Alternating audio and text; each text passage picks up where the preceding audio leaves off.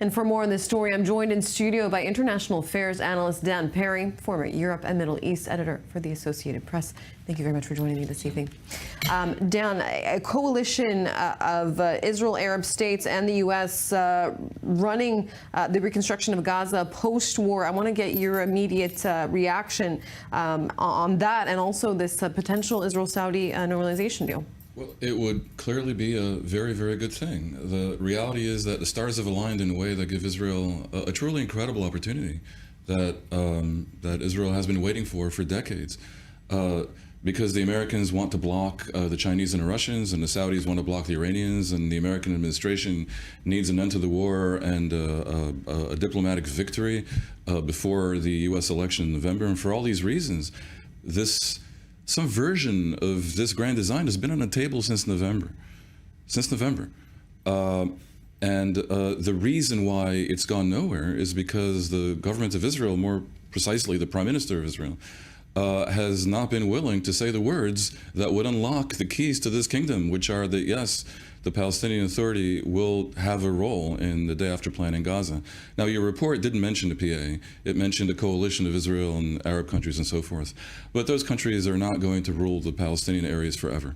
That would be for sure part of the security reality in Gaza for a while, because the PA alone would probably once again be defeated by radical forces among the Palestinians.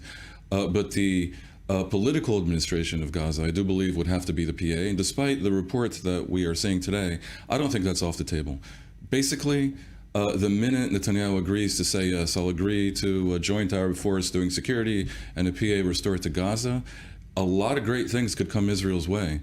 And Hamas either wiped out altogether after Rafah or left to simmer in Rafah alone is almost a different matter. So the fact that Israel has been so indifferent to this incredible bonanza up to now is, I believe, an act of recklessness that will basically be remembered in history as another chapter in a march of folly. And there's a very clear reason for it. Because the minute Netanyahu says the words that are needed, the radicals in his government, Smotrich and Ben-Gvir, may well bring down the government. But it would be so unpatriotic to not take that risk that I can hardly believe that they can continue. So let's just hope that these reports are more or less true, and then indeed a deal is coming that will pave the way for just such a strategic alliance. I want to give a quick update to our viewers now. CIA Director David Burns has arrived in Cairo for those negotiations. Tell me a little bit about, in your eyes, what you expect to happen in the next 24 hours, 48 hours, which are the most crucial. Israel has finally given an ultimatum. Well, it gave an ultimatum about a week ago for 48 hours. That basically was violated because we kept waiting for Hamas's response. Hamas has not yet given a response. They're playing games. So now there's another ultimatum. I think we risk looking naive if we believe that this one is the ultimatum. But you know, one major question I have is why Israel has not begun a process of removing the over 1 million displaced people from Rafah, which has to happen before a military action in the city can proceed. That would be A, absolutely necessary, B, would isolate the terrorist elements along with the residents, I would imagine, although the residents could leave as well in Rafah, and would signal that the ultimatum is real.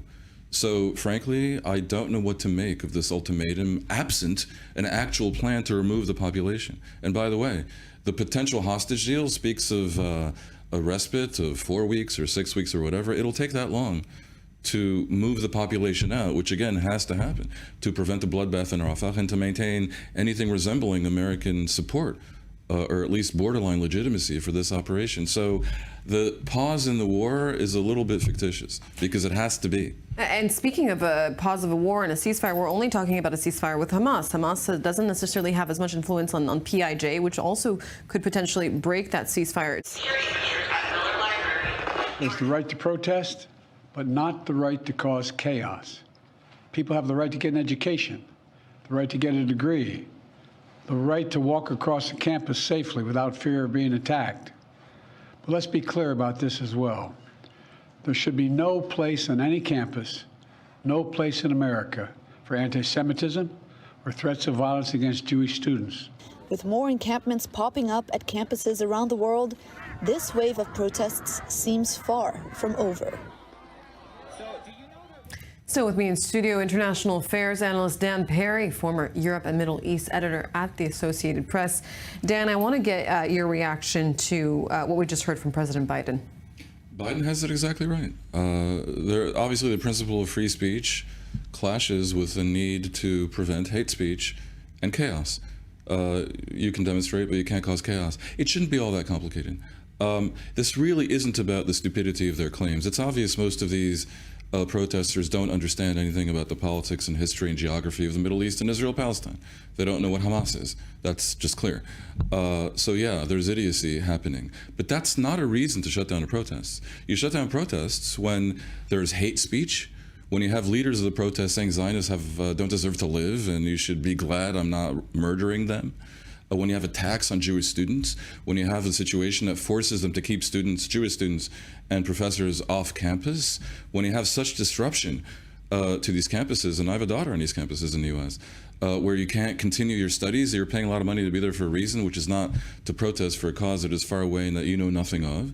So at that point, yeah, free speech takes a back seat to the need to restore order, of course. And while I do agree that they should have the right to protest however idiotic their positions, there's a point where many of these encampments needed to be shut down. What is missing to me from the dialogue here is a really clear message from the university leaderships that it is one thing to protest for the end of the war. Many Israelis want to see the end of the war.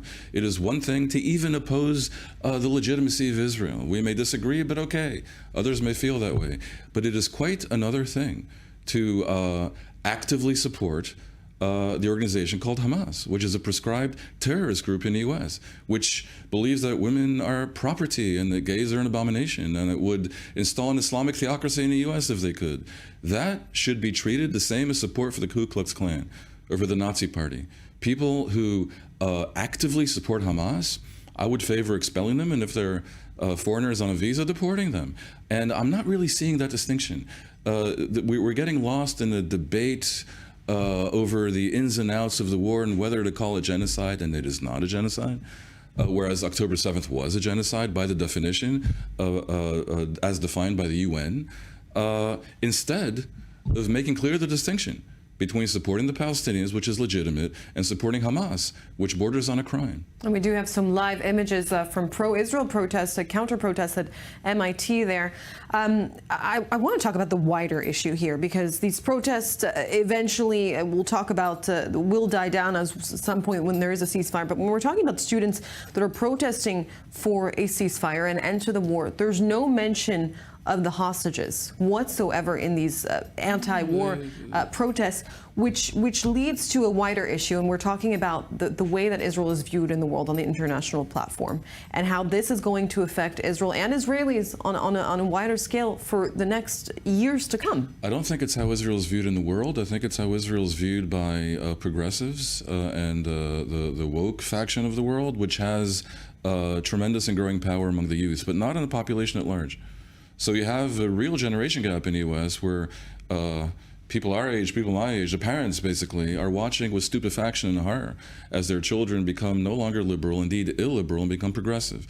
And I actually think the issue, however loud they might shout from the river to the sea, understanding nothing about what river and which sea, the issue is otherwise. Israel's become something totemic, a symbol for Western civilization, for white people versus brown people, for this obsession with identity and gender, for the entire progressive narrative. That is really what they're protesting. And it was instructive to see these videos with people trying to walk through these encampments with American flags, and that resulting in absolute chaos, because the hardcore, these protesters, may say they're against Israel, but what they really are against is Western civilization and the United States. This is an extremely big problem. A real cancer has arisen within America. And there's a point where arguing about freedom of speech becomes secondary, and you have to wonder whether the youth of America have not been indoctrinated against the very idea of liberal Western civilization, because that, I do believe, is what we're actually talking about.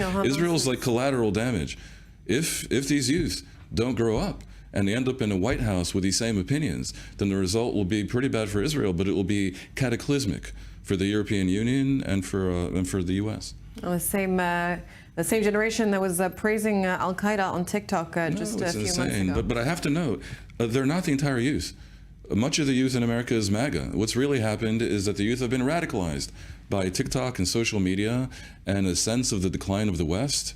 And of course, radicalization is no way to promote progress in a society. All right, Dan Perry, thank you very much for your insight this evening.